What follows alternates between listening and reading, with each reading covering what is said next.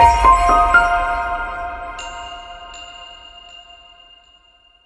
everybody, today we're going to talk about managing access inside of OneDrive, Teams, and SharePoint. They all follow pretty much the same rules, so I'm going to show you how to do it first in OneDrive, then in Teams, then in SharePoint. And all you'll see are just slight differentiators between the two, but essentially you can take any file, document, whatever the case is, and share it out to somebody else as long as that particular team or site has been enabled to do so. So let's start with OneDrive. I'm going to share my screen so you can see what's going on. Here we go. And let's say that I wanted to share out this document right here with somebody else. If I right click on it, I am able to click on Share. Microsoft is going to bring up this super cool little sharing piece here that allows me to choose whether I want to just send a link or whether I want to copy the link and send it a different way. When you send the link, it's automatically going to do it via email for you. And copying the link will allow you to send it via chat, or you can, copy paste it into an email if you want to do it that way. So a couple different ways of going at it.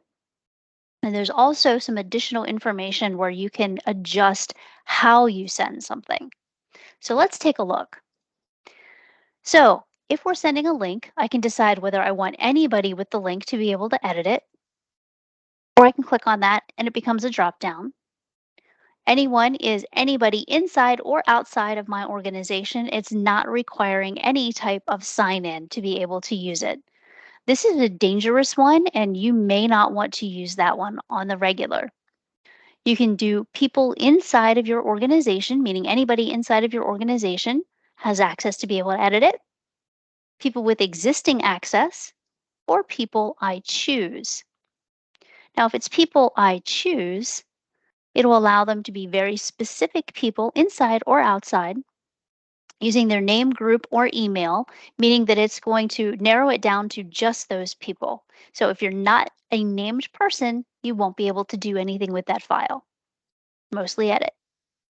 Now I can change my edit from edit to review, which means that they're only going to be able to suggest changes but not actually make them, or to be able to view and not make changes at all.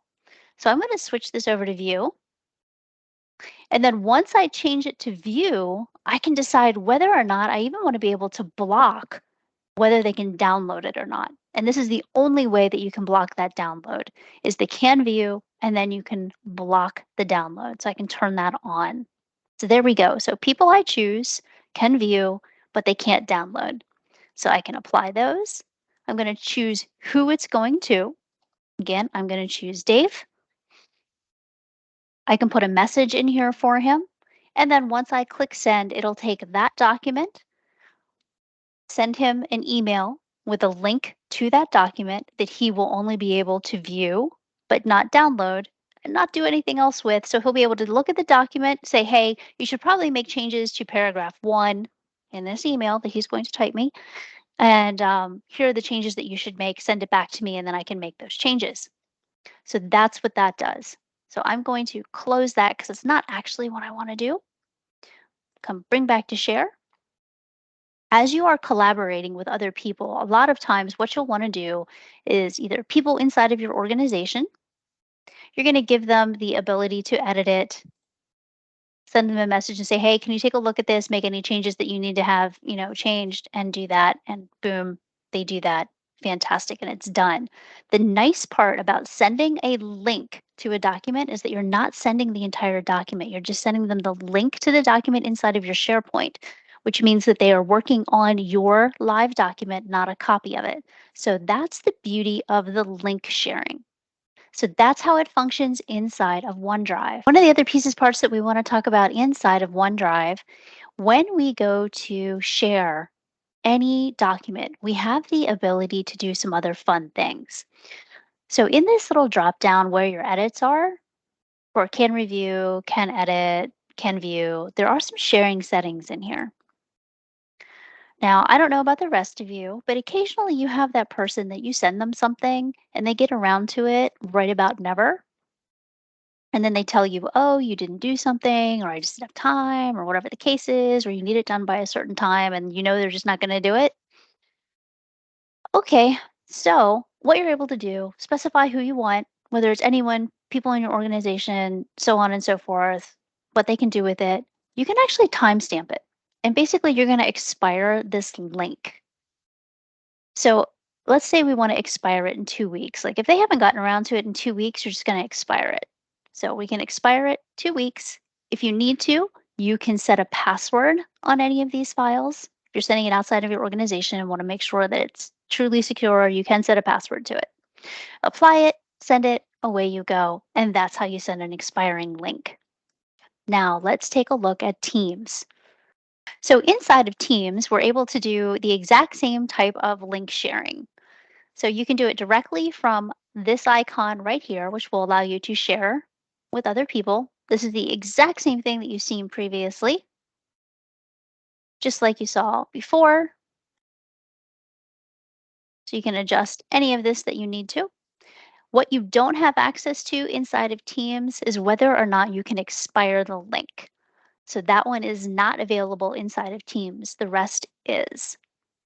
So that's the difference there.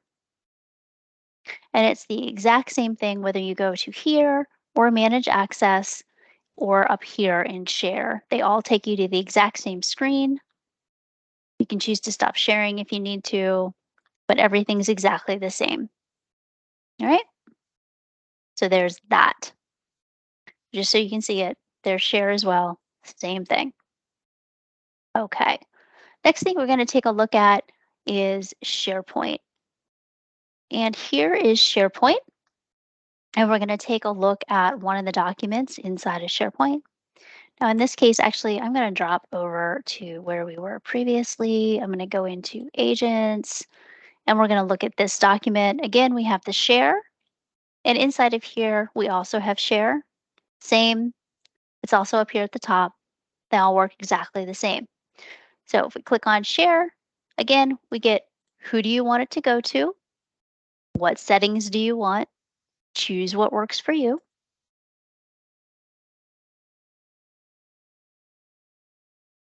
And inside of here, we have our sharing settings. And same, if we need to, we can come in here and edit, review, view. Again, what you can't do is expire that link inside of SharePoint. So expiring your links exists inside of OneDrive, not inside of here, right? See, not there. Even with people with existing access or people you choose, you just don't have the option to expire that link. The reason that you don't have the option to expire the link is that it is controlled on the tenant side. In other words, the, the dark, deep side of SharePoint, we can adjust when things expire for you. So by default, I believe it is 90 days, and we can adjust that on the fly for you by site or by global property. So if you need that specifically set to something else, let us know, and we will take a look and do it that for you on the backside in the tenant. And that's it. That's how you manage your users, your files, and who has access to what.